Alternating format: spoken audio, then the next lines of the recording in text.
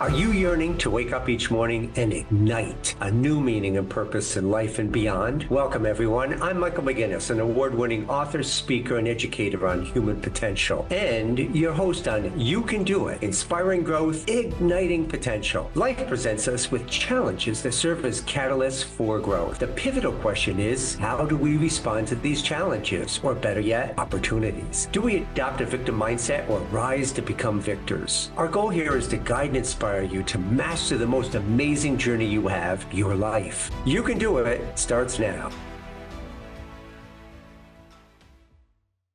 Hey everybody, Michael McGinnis, You Can Do It. Hey, first, just a moment, a personal note to say thank you. For those that tune in, take the time to listen, I just really appreciate that. I hope you're getting some value from this, and certainly is a ton of fun for me because it's some of the most meaningful stuff that I love to share because it's just been so meaningful and impactful in my life. And that's why I love sharing it, with the hopes that it'll help other people grow and develop their full capability, their full potential, and really to discover the essence of who they are, and therefore live a happier, more fulfilling life. So we're going to jump in, right? We've been on this topic of the modern day vision quest, right? And the whole purpose was to really to be able to set out in a journey, all from the synchronicity of events and people that came into my life. This sort of evolved. Last podcast, I ventured out. I did my other one in more of a traditional format, going through Europe, but I learned a ton. I learned a lot of things that, first of all, I got to see the world. I got to explore this. And then I found an inexpensive way to travel.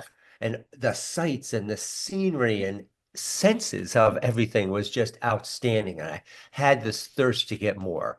And little did I realize at that point is that I was really learning about myself in this whole process. So I came home, right? Came home after that journey, and then I became that avid volunteer. And you'll see here sort of the array of volunteer activities, because something that I learned over there was just, the value of people and of giving back. And I just realized this desire I had to be of service for others. It was one of the key things I learned from the monks when I visited the Basilica of St. Francis Assisi. And if you remember in the last podcast, I visited there and had this great talk with people really had dedicated their lives to the St. Francis beliefs, which I thought were awesome. And so I came back and I felt the difference in me. I started to realize there's something different. But there was this incentive, this real thirst to really be able to get out there and help others. And you could see the vast array of things that I started to volunteer in. And it all happened synchronistically. I didn't go search for any one of these things. They all just really started to happen through people, places, and events, invited me in, and all I did was said yes.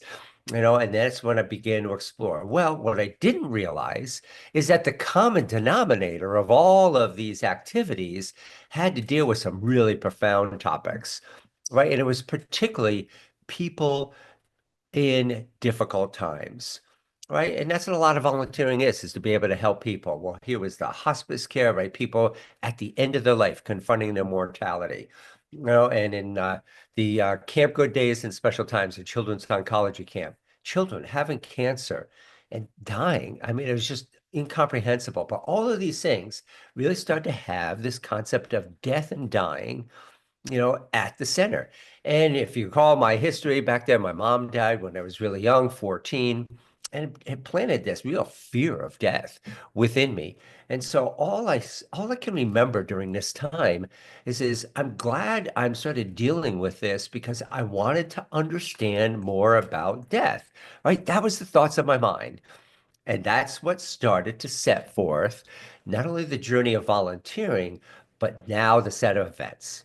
And listen to these, and not making this stuff up. It's fascinating. It's fun to be able to recall these events because, again, of the synchronicity of that. Well, it was during this time that I just started to be open up to the fact that hey, people, places, of events start to happen. So I was a little more open to synchronicity, although I didn't even know that word at that time. Uh, but here's a strange set of events. So I'm sitting in my home. small little town, upstate New York, and I'm sitting across the floor of the living room, and over on the other side of the room, this pamphlet fell on the floor. I was curious, no windows were open, nothing there. And what made that fall? Well, anyways, I went over to the pamphlet and it was the penny saver. Penny saver, for those that may know that, is just a list of all of these classifieds for people selling products, services, etc., in a local community. Well, so I went down to pick it up. And lo and behold, there was this advertisement on this page. And on it was about this spiritual conversation. I immediately like, oh, wow, what is this? And I looked at it and it started that day, right? It was a Monday, right? And I was up, I was getting ready to work, and here was this pamphlet came down. I go, oh my God, I'm curious now, and it's today. And so I called the number on it. I didn't know if I'd get in touch with anybody or not. And this gentleman answered the phone. And he says, oh, you don't know. He says, very often I don't answer the phone, but I think it's important this time. What do you want? And I told him my situation. I said, I'm just curious, what this is. And he said, look, he goes, this is going to sound strange to say, but just come on over. We're here at the local university, just a stone's throw from where you live. Why don't you come on over and meet my wife, Carol, and she'll introduce you to the concept. And again, you can make the choice whether or not you want to stay or go. I did. So I called into work and I said, I got to be off for the week. I'm not feeling well, the usual mistake or reasons. And so I did. And I got in the car, nervous, but somewhat excited, right? I was an explorer now. And so I really ventured out and I arrived at the university. And sure enough, there was this really wonderful, kind woman there who just really talked about there's a series of workshops and things to be able to participate in if you want to attend on all this vast array of topics from a variety of different teachers on these topics related to spirituality. I said, all right, I'm in, and so I did. I started to attend these sessions. And, sort of as that image here, goes back to portraying. First of all, just think about what got me here, right? Here was this pamphlet that had fallen on the floor, right? The definition of synchronicity, right? And now I'm here, and then the person answered the phone. And so again, at that time, I wasn't thinking of all of these things, but afterwards, I really did. I go, oh my God, right? And what an expression to say is, oh my God. And so I went through and I started to attend the courses, and there were people just like me, that had this thirst, this interest. It was like coming home. And I really felt that way. People were kind. The conversations were really mind-blowing. It was the first time I was starting to hear any of these conversations, on spirituality and the many topics that were there. And then they said that, hey, one of the things that I think you're really going to like is at the end, we're going to have sort of a person who's very influential within our group. And he's going to talk about his near-death experience. And I go, well, what's that? And they said, well, best not to say anything. Just go and listen. And again, like you've been doing here this whole week, just, use your discernment to see what fits and what doesn't fit. But it's a story I think you'd really be glad that you listened to. Well, I did. And see here at the image, it became my friend, right, from knowing him over the years. And ironically, his name is Tom Sawyer, right? How could it get any better than that? And he was quite famous at the time from his near-death experience, one of the early near-death experiences that was really studied. He was on the Phil Donahue show, where somebody was saying, well, what's that? Right? Okay, I'm dating myself, or whatever that was, 80s, 70s, whatever it was. But he was quite well known. And so he sat down and he began to share this story. All I can remember is I didn't say a peep. Nobody said a peep. I just was overwhelmed, but yet intrigued by this amazing story of near-death experience. Well, today you can find these stories all over the place. At that time, it wasn't so much YouTube or any of these kinds of sources to hear and discover new topics. So this is the first, right? And people were just, there are people who had listened to it before, but there are people like myself, and we were really intrigued. And I was blown away. And here I was. What was I thinking of? Not long ago, coming back and starting to volunteer. I want to learn more about death. Remember that? Okay, so these are these synchronicities, right? When the student is ready, the teachers will come. And that's what was starting to happen more and more in my life, right? Be ready, be open, and here it comes. And so, amazing story. Well, it opened my mind. And I just remember I walked out to him as he walked out to his car. And he seemed like he knew that that would happen because he was really comfortable with me, and he said, "Is that yeah? I'm glad you came over." And I go, "You are?" And he goes, "Yeah." He goes, "Is you're intrigued, aren't you?" And again, here was this blue collar kind of guy. And that's what he was. He was. He worked for the Department of Public Works and everything. And just he was so amazingly personable. And again, his story. So we connected, but nevertheless, it just started to open up this door. It says, oh my God, now I just had this whole other top. I just wanted to hear more and more. And I'd meet with him, over the following months, and just we'd sit and converse and talk, and I'd ask questions. And there were so many things that happened and emerged from that. And over the course of the next few years, came to learn about intuition, those types of things, and his ability to be able to really to perceive and understand things, or highly intuitive, see what you're thinking and stuff. And he did.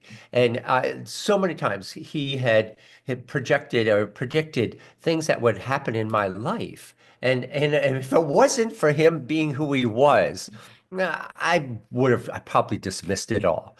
But for the fact that he was just such a down to earth, a blue collar guy that was just so simple and easy to be able to talk to, uh, I really connected. And so it opened up this whole new topic. So here I'm now at home in this topic. Well, lo and behold, the group that I was together with, they had events. And they had mentioned that this coming November, they were going to go to Sedona, Arizona. And I looked it up and sort of saw, beautiful location. Uh, but they talked about this really spiritual aspect of it, vortexes and other kind of things that I hadn't a clue, but I was curious and an open mind. Remember those ingredients? Curious and open mind, and it resonated with me. And again, a new word, I didn't even know what that meant, but it felt good. I felt okay with it. It was a little strange, definitely was, but I felt comfortable with now the group and the people that I met. Some of them live locally. I started to meet with them and just pick their brains on all of these topics and realized, wow, there's a lot to learn here. Well, I ventured onto this group, and here's images of Sedona. What a beautiful place in Arizona, just north of Phoenix. And we arrived, and we would begin the day with like meditations, and it was my first experience with meditations. Then there were these classes that they would hold, and then most of the time we'd go out into nature to these areas that were referred to as the vortexes and other sort of spiritually great places. So, okay, whatever that was, hey, I'm in. Well, one of the places, and you can see in the image here, on the right-hand side, as part of Sedona, is a place called Bell Rock, and it's just literally like a bell, and so I just was so young, energetic at the time, and I was filled with energy. I was like rocking it at this time. And so it came to the Bell Rock, and the other groups were sitting down, and I just had this quest to go climb. And I did, and I climbed up, and I climbed out to this very outside ledge that uh, that was just, you had to really walk out and sit on. Well, this was about day 3 in here. And I was just having the time of my life. I was learning a ton, and I was sitting out there, but I had a real sadness that I began to sit and contemplate. And it was about a relationship that had ended. And it was really traumatic for me for a lot of reasons, my personal issues and things that I had in the past, and just the nature of the fact that, a relationship that I cared about had ended. And I was sitting there and contemplating it while I was out on this rock, looking out at this magnificent landscape of Sedona and the mountainous regions and red rocks. And all of a sudden, this person, I never heard them, came up behind me out on this little ledge. And he sat down and he goes, "So you have some questions?" Well, he wasn't with the group I was with, right? And I go, "What?" And he says, "Yeah, I see you're in deep contemplation, and you have some questions." And I said, "Well, what does that mean?" Is that little anticipation is what's really going on here? But he made me feel really comfortable, and I said, "Actually, I do." And I told him what I was reflecting about. And he turned around and he said, he goes, "You're going to learn something profound while you're here. And that's going to help guide you in terms of being able to deal with letting it go, but mostly the lessons that you can learn to take away from, that breakup." I said, "Okay, all right, all right." And then he walked away. All right. So again, it just parked in the back of my mind and went on and had this fabulous time there too and meditating with the group. And then we were sitting out. One of the activities was on one of the other rocks. I was sitting down and we were all laying back, right? We brought our towels and we were to lay back in this beautiful rock setting. The sun was down. It's a beautiful warm day and they were going to lead us in a meditation. Well, I have what now would be called an out-of-body experience. I mean, I didn't know any of this stuff, and the kind of thing it was sort of freaky kind of thing, and there's an image, and I'm going to come back to this because this in itself is so profound. It is well worth coming back to. And it's this out of body kind of experience is the best way I could describe it. I asked Tom about that and he just smiled, right? It's just like it was okay, somebody else, going through their own awakening. Well, that's when it's amazing. I'll come back and I'll talk about that because it'll take some time to really debrief. I very rarely share that, by the way. It just felt something so personal to me and impactful. But I love to share these things with the right groups because I want to help people to know that these things can happen, to be open to whatever these things may be. I certainly was, and I'm certainly experiencing a lot of pretty strange things, pretty amazing things at the same time. Well, while I was there, there's also, you see this image, and these are some images of sort of the group overall. There's upper left-hand corner is a pair of eagles. Again, everything's a story, right? It's just amazing. Well, what they had said, we were asked to contemplate things, and there was this point that came up in terms of, well, how do you validate that what I'm really hearing or thinking about is really valid for me? And the one of the leaders there said, he goes, "Well, just send out a question, send out something that will help you to validate it and be specific about it." And and so I sat back and I thought about it and I go, well, they talked about eagles here. And so, okay, let me see an eagle.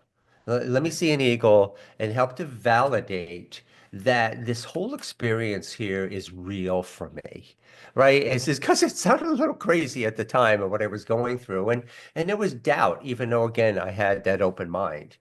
Well, I was sitting down one day and I was myself. I told you I like to climb. And I was just in this another point of just reflection. And they were promoting that to really to spend some self-time. They promoted the idea of some journaling, which was really useful. And then I was sitting down and somebody said, "Look, right over my head, a ways up in the air, an eagle had flown in. And it then was circling. And it was directly over my head, up a ways, but it was just circling. And I was freaking, frankly. I was just like in awe and in freaking at the same time. Well, as if that wasn't enough, a second eagle came in. And wow, brings emotions back. It's how powerful these experiences are. Is a second eagle flew in. And if they flew together and then one left, okay, getting it yet? I was there because of a relationship that had ended. And here was this symbolical thing with a thing that the very thing I had asked to sort of validate it and sort of portraying again to me the whole idea of this relationship coming together and then one leaving, right? It was like, oh my God. Okay, there's something to this. I wanted to deny it. I really did because it just seemed way too freaky to really be able to put together. But again, I was open mind. I was testing it. I was putting this stuff all in these new cabinets in my mind, in terms of, okay, opening and this whole topic of spirituality. Well, it was really awesome. And you can see another picture here of where I was. I have the hat in this picture in the lower right-hand column. I'm on that ledge, right? That's where it all happened, right? I was on that ledge when that gentleman came forward. And then you could see the different events. And on that ledge, on the lower left-hand corner of this image, you can see I looked across at this other rock jutting out, and there was this little bush on it. And it was my plain focus of where I meditated. And I just really started to come to grips with the fact that there's really something to all of this. The near-death experience, it seemed so real, but how could that be, right? That there's really something to life after death and thinking of all the trauma I went through with my mom dying early, and now here's this realization, possibility, plausibility that there was indeed something after life. Well, remember back when I started my journey, the two questions, why am I experiencing so much pain and suffering? And secondly, is what is the meaning of life? I was starting to venture in to the stage of enlightenment because I was beginning to open up to concepts, to thoughts, ideas that went way beyond the day-to-day normality that I had lived in for so much of my life. And here were these new experiences coming in that started to open my eyes, open my mind to new experiences. And it was overwhelming, the impact that this single trip had by being open and by allowing the experiences to come, to journal about them, and to just realize that all I started to say at this point, there's something to this, right? I'm not going to buy it hook, line, and sinker. By the way, I don't profess any of you to take on these beliefs. No, I want you to form your own. That's what's powerful here, right? This is what's happening. The series of events led me to these experiences. And with an open mind, I started to input things that it would take me quite a while to digest all of this stuff, literally years to go through and to digest the experiences of this modern day vision quest. All it did, it had radically impacted me, my views, opinions, and beliefs to the point of where I was realizing there's something to this. Well, that was the result of this event. And as I go into the next podcast and share the out of body experience, right? This is, those terms I would laugh at because, oh, yeah, okay, whatever, or they're freaks. And I mean, literally, that's how what I thought at the time, and oh my God, I had one. And the reality is that I was my own skeptic, and skeptics make the best believers, right? And that's why you always want to go in with a level of discernment as you're experiencing new thoughts and ideas and concepts, right? And then resonate, see if it fits or not. And again, but again, for many of us, it's hard because one of the realities is that thank God it was a group here, right? Because there's a people that I could talk about this, but frankly, I chose not to talk about this out of body experience with anybody.